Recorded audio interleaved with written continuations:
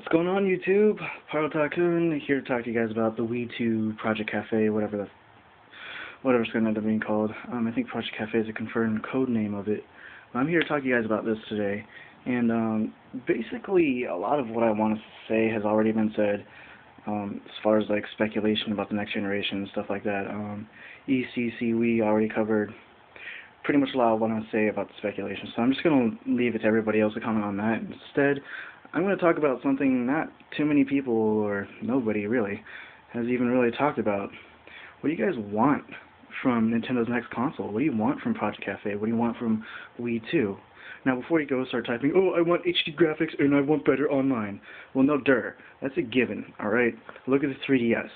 I think it's pretty obvious from looking at 3DS, Nintendo's going to step into the HD realm. Nintendo is going to improve their online service. So, I don't want to hear like the obvious stuff like that. Instead, I want to hear kind of like something else, something different. I'm going to tell you guys what I want from the next system. I want challenges. I want a challenge system in place.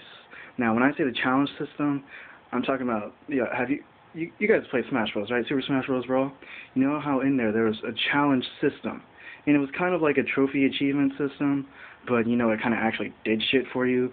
Like, let's say you did this, you unlocked stage building parts, you did this, you got new music for this stage, I kind of want to see, basically I kind of want to see like a trophy or achievement system in place, but I want to see it actually do shit for the game instead of, oh yeah, you're a loser because you did this like 9,000 times. It's like, no, I kind of wish I unlocked something in the process, So I kind of want to see that. And the coin system. Now, the coin system found in the 3DS, basically you walk around, the 3DS has a pedometer and it counts your steps, and you get a certain amount of coins for it. So I kind of want to see a coin system in place for Project Cafe, where you can earn coins. Maybe it'll be integrated with the challenge system to where instead of unlocking points, you unlock coins. You can use those coins to buy things in-game. Kind of like, Conduit 2 had the little shop. You buy the upgrades and the weapons instead of like just unlocking them as you level up. You can actually pick and choose. So I kind of want to see something like that. Or maybe if they don't have the coin system integrated with the challenges, maybe just have it to where you can transfer coins from your 3DS over to Project Cafe, and that might actually be better because it encourages people to get up and walk around more or something. I don't know. I kind of want to see some cool stuff like that, and like there's a lot of rumors going around the controller has a freaking screen built in, and at first you hear about it, you're like, wow, that sounds stupid, that's really dumb. Who wants to do shit like that? Well, keep in mind, first off, I also thought the same thing when I saw the Wii and motion controls. I was like, whoa, that's kind of weird. Who wants to... Like, when I first saw the controller, I didn't know what it was for, really. I was like, that's just weird, and I saw it, like, Wii Sports and these other games that were showing off. I was like, okay, that actually does look kind of cool. So I'm kind of thinking it'll be the same way if there is a screen in this controller. I think we'll be seeing it used in many different ways, and it won't just be like, oh, it's a gimmick, and I'm just going to do, like, this and this. It's like, no, think about it. It'll actually... depending on the games, it can actually be used for practically anything.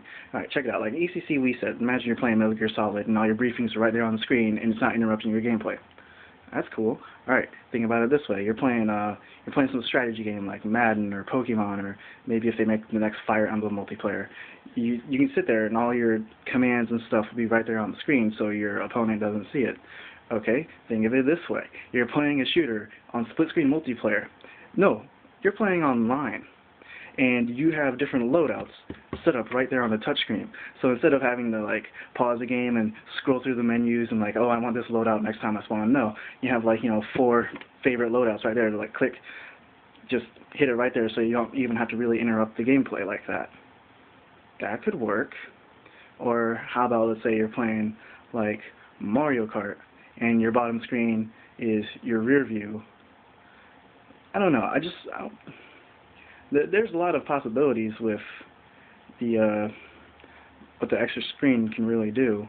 I mean, a lot of people think it'll just like mirror or copy the DS, and as easily as it could also be used for different things, like I just said.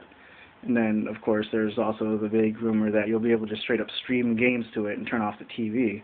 And, there's situations where that would be handy because, if you're in a household with several people and one's like, oh, I have to watch my freaking American Idol, or I have to watch Leverage or whatever you guys watch at home, you can be like, okay, fine, whatever, take the TV, I'll just fucking go over here and on this side of the couch and play my game.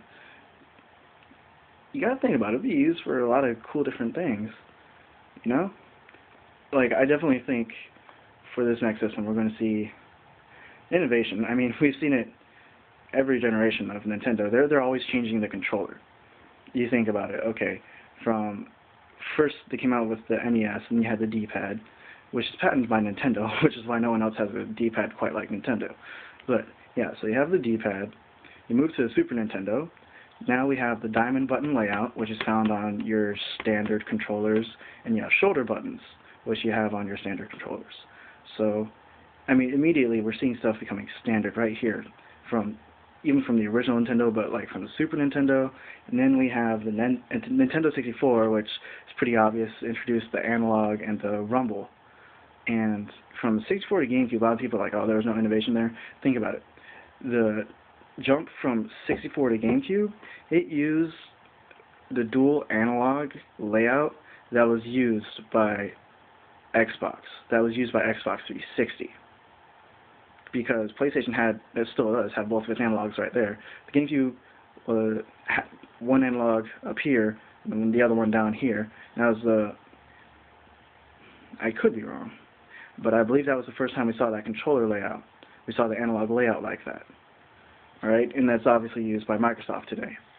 Now, from the GameCube to the Wii is pretty obvious with the motion controls. And now, from the Wii to Project Cafe, we're not exactly sure what it is. There's a lot of rumors like the screen and the controller, but I mean, you think about it. Think about the different things I've said. That could be... It could work. It could work actually pretty well. Maybe to a point where it could become a standard. I don't know. But it actually sounds pretty exciting. And, think about the things I said. What do you guys, want from it? I mean, yeah, better graphics, better online. Yeah, we know that. We know Nintendo's going to do that. But what do you want from it? You know what I'm saying? Think outside the box. What do you want? I don't know. I think